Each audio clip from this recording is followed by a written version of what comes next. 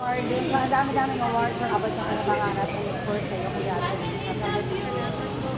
Siyempre, sobrang nice po ako kasi recognize po na ng Guillermo bilang sa artista. At hindi lang po yun, recognize po yung show namin, sina Tatay Kuya, nagbibidyo kami dito. So, nakakatuwa po kasi isang pamilya po kami na recognize po ng Guillermo Awards. So, sobrang happy po talaga ako. and best day time. Best day time po. Abot ng mga Actually, hindi ko po talaga na-expect po na magbigay ng class of blessings kasi nung nag-start ko lang po abot kami na pangarap. Actually, akala ko talaga ilang buwan lang po siya tatagal, extend. Pero ngayon po, tumagal at tumagal at marami na rin po naging awards yung abot kamay and si Dr. Ana rin po. pressure ba lang?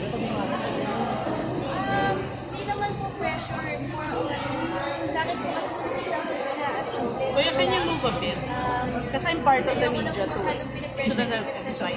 Pag ako ang pinibigay ko sa akin, accept ko, and ginagawa ko lang sa best sanay po, mas pinibigay ko siya kaysa nag-pressure ko. Pero syempre medyo kinakabahan ko sa speech. Nag-prepare ka na? Sinulat ko lang po, sinulat ko po yung mga tao na natin ko sa buhay ko, yung mga tao ko po. And of course, Jim, today is Mother's Day. How did you celebrate in Mother's Day? Alay po mamaya ang labas po si Mama.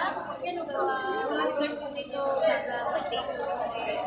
And ayun lang po, sa bahay ni First kami kasi nila Mama. Mas importante po sa children moments. Thank you, thank you.